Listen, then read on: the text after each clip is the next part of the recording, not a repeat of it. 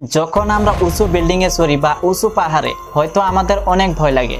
উঁচু সম্পর্কে আমাদের কম বেশি ধারণা আছে, কিন্তু সমুদ্রের গভীরতা সম্পর্কে আমাদের ধারণাই বা কতটুকু।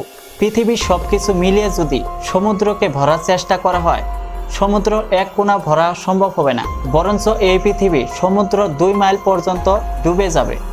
আমরা জানি যে 4 ভাগের 3 ভাগ হচ্ছে পানি আর 1 ভাগ হচ্ছে মাটি।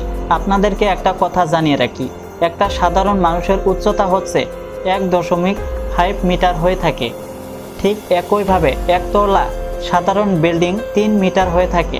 আমরা যদি 10 তলা বিল্ডিংকে দেখি, তার উচ্চতা মিটারে হিসাব করলে 30 মিটার হয়ে থাকে।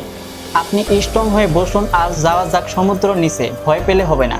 আমরা যখন 40 মিটার গভীর পর্যন্ত চলে যাব, তখন 10 তলা বিল্ডিংকেও ছাড়িয়ে আরও 10 মিটার সমুদ্র নিচে চলে যাব।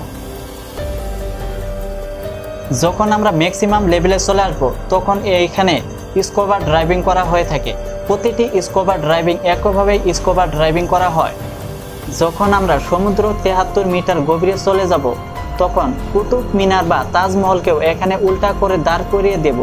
এর উচ্চতা 73 মিটার সম পরিমাণ হয়ে থাকে। যদি আমাদেরকে রেকক লুসি টানিয়ে জাহাজ পর্যন্ত যেতে হয়, তবে আমাদের সমুদ্র 93 মিটার গভীরে চলে আসতে হবে। যখন আমরা সমুদ্র নিচে যেতে যেতে 100 কিলোমিটার গভীর পর্যন্ত চলে আসব, তখন আমরা আর সাঁতারই কাটতে পারবো না। তখন আমাদের এখানে সাঁতার কাটাও চ্যালেঞ্জ হয়ে দাঁড়াবে, কারণ এখানে ডিকম প্রেসার থিকনেস হয়ে থাকে। কিন্তু হাডার নিসলামার এই লোকটি 214 মিটার গভীর পর্যন্ত সাঁতার কেটে বিশ্ব রেকর্ড করেন। একইভাবে 332 কিলোমিটার আহমেদ গবার নামের লোকটি সমুদ্র নিচে সাঁতার কেটে বিশ্ব রেকর্ড করে ফেলেন। এর নিচে স্কুবা ড্রাইভিং করা কেউ সাহস করতে পারেনি। যখন আমরা নিচে যেতে যেতে 443 কিলোমিটার গভীর পর্যন্ত চলে যাব, তখন যদি আমেরিকার স্টেট এম্পায়ার বিল্ডিংটি যদি উল্টা করে দাঁড় করানো হয়, সেটাও ডুবে যাবে। তাহলে একবার ভাবুন, আমরা কত গভীরে চলে এসেছি। এখানে থাকলে হবে না, আরো গভীরে যেতে হবে। যখন আমরা নিচে যেতে যেতে 500 কিলোমিটার গভীর পর্যন্ত চলে যাব, পৃথিবীর সব থেকে বড় প্রাণী ব্লু হোয়েলের রাজ্য চলে যাব। দেখতে পাচ্ছেন আমরা কত নিচে চলে এসেছি, কিন্তু ভয় করলে হবে না, এখন তো মাত্র শুরু। আরো গভীরে চলে যাওয়া যায়। যখন আমরা নিচে যেতে যেতে 535 কিলোমিটার গভীরে চলে যাব, তখন আমরা এম্পায়ার পেঙ্গুইনের এলাকায় চলে আসব। যখন আমরা নিচে যেতে যেতে 830 কিলোমিটার গভীরে চলে যাব, তখন আমরা এতটাই নিচে চলে যাব যে পৃথিবীর সব থেকে বড় বিল্ডিং ব্রুজ খলিফাও যদি এখানে উল্টা করে দাঁড় করিয়ে দেওয়া হয়, তবু এটা ডুবে যাবে। তাহলে ভাবুন আমরা কতটাই নিচে চলে এসেছি। যখন আমরা নিচে যেতে যেতে 1000 কিলোমিটার গভীর পর্যন্ত চলে আসব, তখন এখানে দেখতে পারবো স্কেরি জোন। এই জায়গাটার নাম এই জন্যই স্কেরি জোন যে এই জায়গাটাতে সূর্যের কোনো ধরনের রশ্মি পড়তে পারে না। এখানে খালি অন্ধকার আর অন্ধকারই দেখাবে। এখানে আপনাদের এতটাই কষ্ট হবে যে মনে হয় আপনারা ভেনাস গ্রহতে দাঁড়িয়ে আছেন। ভেনাস গ্রহতে দাঁড়ানো মানেই মৃত্যু অনিবার্য। এখানে জেন্টস স্কুইড পাওয়া যায়। যখন কষ্ট করে নিচে যেতে যেতে 1280 কিলোমিটার গভীরে চলে আসবো, তখন এখানে দেখতে পারবো লেদার ব্যাক নামের কচ্ছপ। এই কচ্ছপ এখানে বাস করে। আপনাদের আগে চোখে পড়েছে কিনা?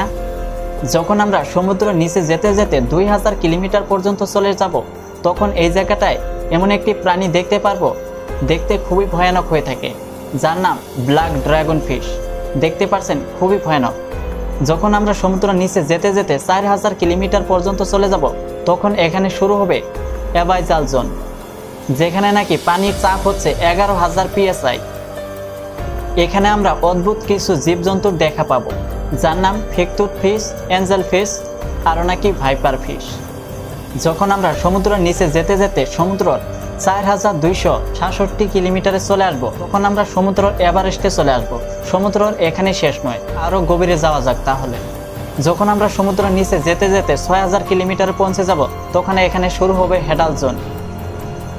এখানের পানির চাপ আমাদের পৃথিবীর থেকে 11000 গুণ বেশি হয়ে থাকে। এখানে আপনার এমন লাগবে যে আপনার উপর মনে হয় 50টি বোয়িং জাম্বো জেট দাঁড় করানো হয়েছে। এখানে যে কোনো মানুষের মৃত্যু হতে 1 সেকেন্ড সময় লাগবে না। ভাবুন তাহলে কতটা খতরনাক জায়গায় চলে এসেছি আমরা। আমরা তো বহুত দূরে চলে আসলাম ঠিকই। যখন আমরা সমুদ্রের নিচে যেতে যেতে 6500 কিলোমিটারে পৌঁছে যাব, তখন এখানে একটি ইন্টারেস্টিং বস্তু দেখতে পাবো, যার নাম DSV এলভিন সাবরিনের দেখা পাবো। যেটাকে পাঠানো হয়েছিল টাইটানিক জাহাজকে উদ্ধার করার জন্য। যখন আমরা সমুদ্রের নিচে যেতে যেতে 8848 কিলোমিটার গভীরে চলে আসব, তখন আমরা এতটাই নিচে চলে আসব যে মাউন্ট এভারেস্টকেও যদি এখানে রাখা হয়, মাউন্ট এভারেস্টও ডুবে যাবে। যখন আমরা সমুদ্রের নিচে যেতে যেতে 10,898 কিলোমিটার গভীরে চলে যাব, এখানে জেমস ক্যামেরন এসেছিল 2012 সালে ডিপ সিয়ার চ্যালেঞ্জ মিশনের জন্য, যেটা নাকি সাবরিনের সাহায্যে এসেছিল। যখন আমরা সমুদ্রের নিচে যেতে যেতে 10,972 কিলোমিটার গভীরে চলে যাব, এভারেস্ট ফাইট অ্যাটিটিউড বলতে পারবো। যখন আমরা মাটিতে দাঁড়িয়ে আকাশে প্লেনগুলোকে উঠতে দেখি, এই প্লেনের দূরত্ব আর এই জায়গাটার দূরত্বই হচ্ছে এইটি। সমুদ্রের এখন বহুত নিচে চলে এসেছি।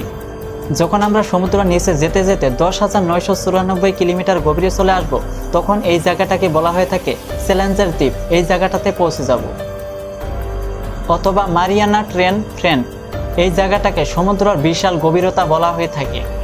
সমুদ্রের গভীরতা এর থেকে আরো বহুত গুণ বেশি। এই কথাটার বলার কারণ হচ্ছে সমুদ্রের ভিতরে যত ধরনের প্রাণী আছে 5% খুঁজতে সক্ষম হয়েছে, আর 95% আমাদের হাতের নাগাল থেকে বাইরে রয়েছে। এর ভিতরে যে কোনো ধরনের প্রাণী থাকতে পারে।